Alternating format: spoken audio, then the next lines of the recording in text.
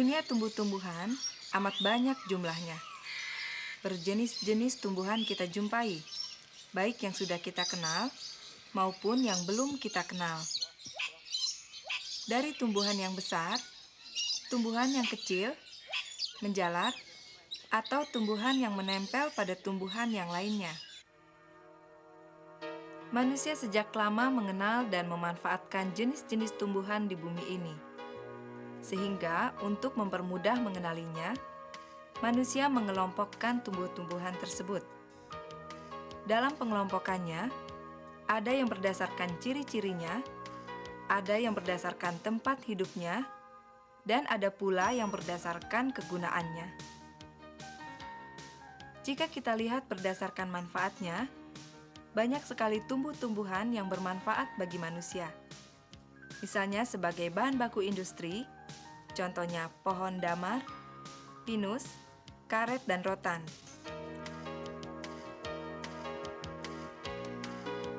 Sebagai bahan bangunan, contohnya jati, meranti, dan kamper.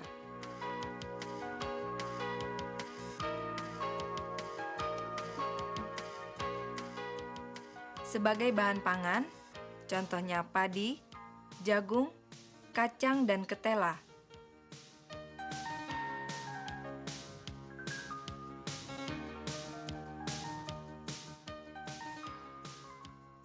Sebagai tanaman hias, contohnya mawar, soka, suplir, palem merah, melati, dan lain-lain. Dengan melihat tanaman-tanaman hias tersebut, kita akan merasa segar dan senang.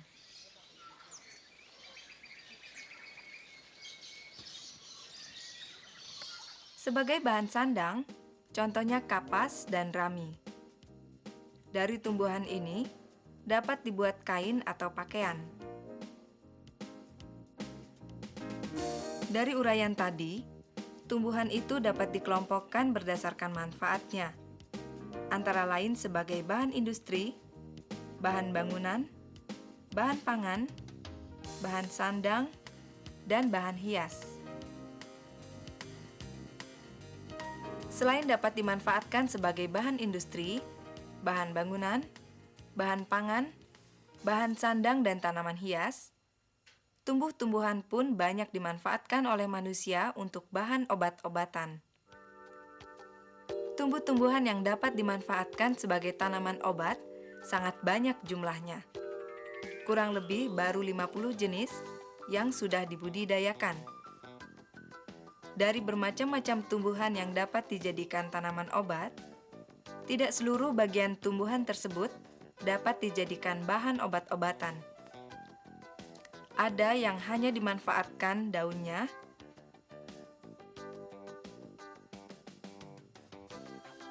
umbinya,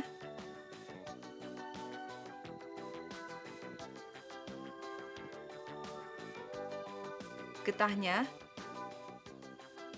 batangnya, buahnya, ataupun bunganya. Tumbuhan yang dimanfaatkan daunnya untuk bahan obat, di antaranya daun kedondong,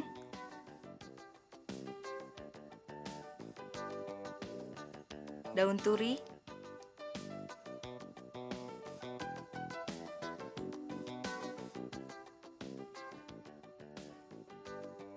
daun jati,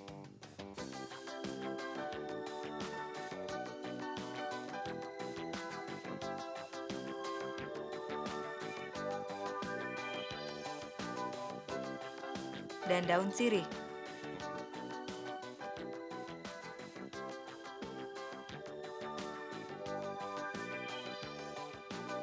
Daun sirih dapat menghentikan pendarahan dari hidung atau mimisan dengan cara memasukkan selembar daun sirih yang telah digulung ke dalam lubang hidung. Daun kedondong dapat digunakan sebagai bahan obat batuk. Daun turi dapat dijadikan sebagai bahan obat radang amandel.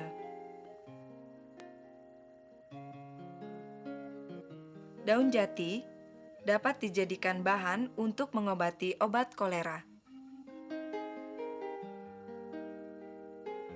Tumbuhan yang dimanfaatkan umbinya atau akar tinggalnya untuk bahan obat, di antaranya kunyit. Dapat digunakan untuk mengobati penyakit sembelit dan nyeri haid dengan cara diparut atau ditumbuk, kemudian diperas dan diminum airnya. Lengkuas untuk mengobati penyakit bronkitis. Jahe juga untuk menyembuhkan penyakit rematik. Bangle untuk menyembuhkan penyakit cacar. Temulawak untuk menyembuhkan penyakit radang ginjal dan kencing darah. Dan kencur untuk menyembuhkan penyakit tetanus dan pegalinu. Untuk tumbuhan yang dimanfaatkan akarnya sebagai obat, antara lain akar pepaya, dapat menghilangkan cacing kremi dengan cara meminum air rebusannya. Akar nangka dapat mengobati penyakit malaria, dan akar pakis haji dapat menghilangkan muntah-muntah.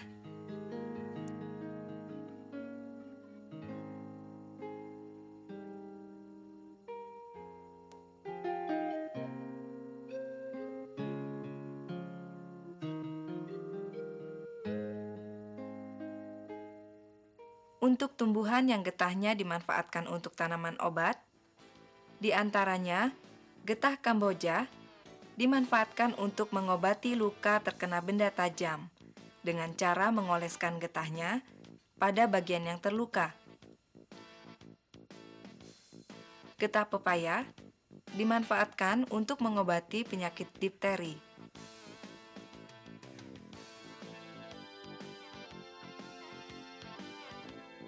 Getah pada jarak dapat dimanfaatkan untuk mengobati penyakit radang telinga.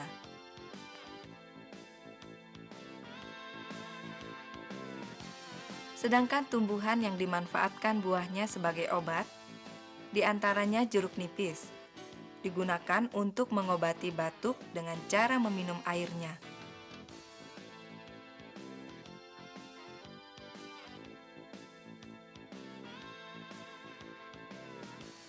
Nanas digunakan untuk menghilangkan cacing gelang.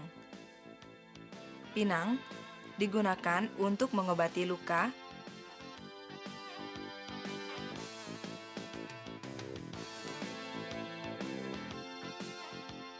Labu siam digunakan untuk mengobati sariawan.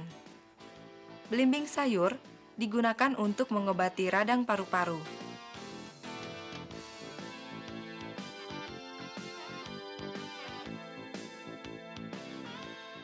Kelapa dapat mengobati penyakit TBC, dan mentimun dapat dimanfaatkan untuk mengobati tipus dan darah tinggi. Sedangkan tumbuhan yang bunganya dimanfaatkan sebagai obat, bunga kecubung dapat mengobati penyakit asma. Di samping dapat mengobati macam-macam penyakit, tumbuhan pun dapat dimanfaatkan sebagai bahan untuk menyegarkan tubuh dan kecantikan. Buah mentimun selain dapat mengurangi penyakit tekanan darah tinggi, dapat pula digunakan untuk kecantikan kulit, dengan cara mengoleskan potongan-potongan mentimun tersebut yang mengandung getah pada kulit muka.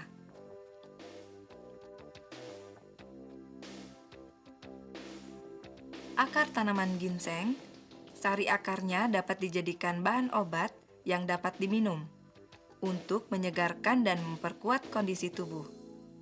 Selain itu, sari akarnya dapat pula untuk menyuburkan rambut. Lidah buaya dapat digunakan untuk menyuburkan dan membersihkan rambut. Dan masih banyak lagi tumbuh-tumbuhan lain yang belum dimanfaatkan untuk mengobati penyakit, kesegaran tubuh, dan kecantikan. Agar tumbuhan obat tetap terjaga kelestariannya dan kita mudah memanfaatkannya, maka kita dapat menanam dan memeliharanya. Halaman rumah kita, halaman sekolah, dapat kita jadikan apotek hidup, yaitu dengan menanam bermacam-macam tumbuhan yang dapat dimanfaatkan untuk obat.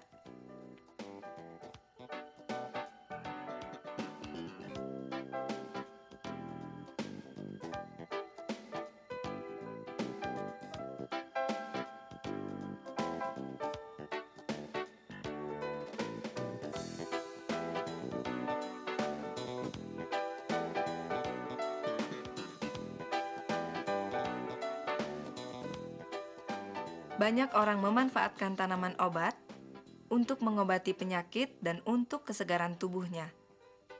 Tumbuhan-tumbuhan obat diolah menjadi jamu.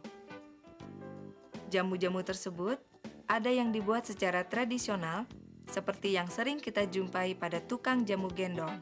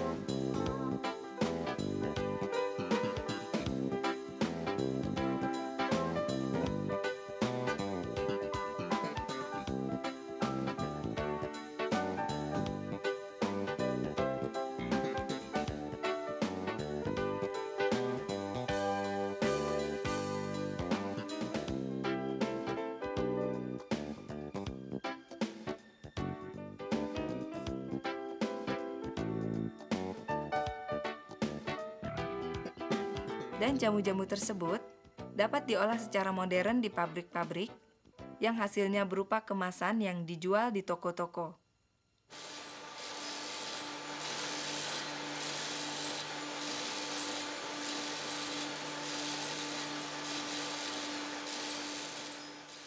Secara tradisional, jamu dibuat di perumahan sebagai industri rumah tangga oleh penjual jamu gendong itu sendiri.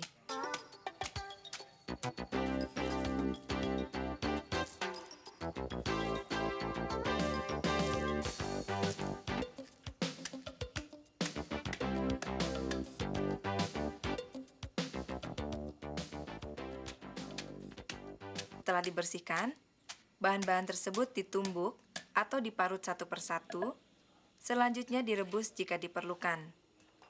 Berikutnya ditambah dengan bahan-bahan lain seperti gula, beras, asam lada, garam, dan lain-lain, sesuai dengan kegunaannya dan khasiat masing-masing.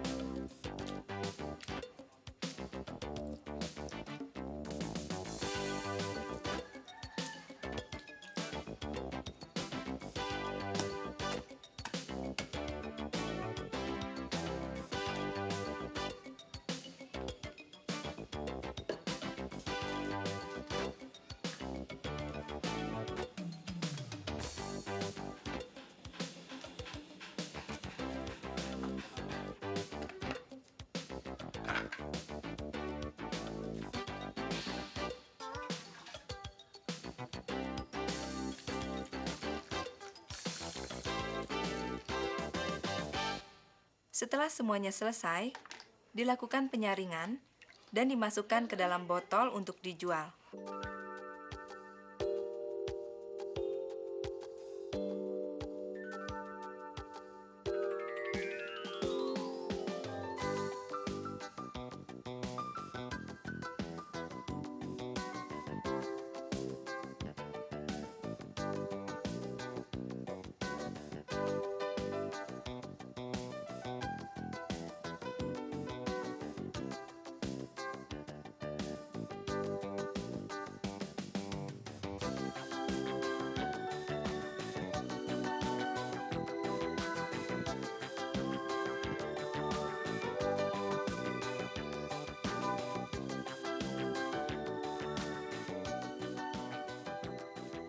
Bahan baku yang digunakan untuk pembuatan jamu secara tradisional biasanya terdiri dari tumbuhan jahe-jahean seperti jahe, kencur, kunyit, dawung, adas pulau waras, dan daun brotowali. Ditambah dengan bahan-bahan lain seperti gula, beras, asam lada, garam, dan lain-lain, sesuai dengan kegunaannya dan khasiat masing-masing. Bahan baku yang datang diperiksa di laboratorium pengawasan mutu, kemudian dilakukan sortasi untuk menghilangkan benda asing atau kotoran yang tercampur dalam bahan baku. Setelah itu, bahan baku dicuci dan dibilas bersih dengan air bersih, kemudian dikeringkan dengan jalan dijemur di bawah sinar matahari. Bahan baku yang kering kemudian digiling kasar untuk kemudian siap diracik sesuai formula jamu. Bahan-bahan yang telah teracik kemudian digiling halus menjadi jamu dan kembali dilakukan uji laboratorium. Jamu yang telah lulus uji laboratorium kemudian dikemas sesuai dengan jenis jamunya. Selanjutnya, jamu siap dipasarkan ke seluruh pelosok tanah air dan berbagai negara seperti Nederland, Australia, Singapura, Malaysia, New Zealand, dan Hawaii. Sekarang banyak kita jumpai tempat-tempat penjualan jamu. Tempat-tempat tersebut ramai dikunjungi orang yang ingin menjaga kesehatannya dengan ramuan tradisional yang bahan-bahannya dari tumbuh-tumbuhan. Karena jamu dibuat dari bahan-bahan berupa tumbuhan, maka tanaman obat perlu dilestarikan dan dibudidayakan.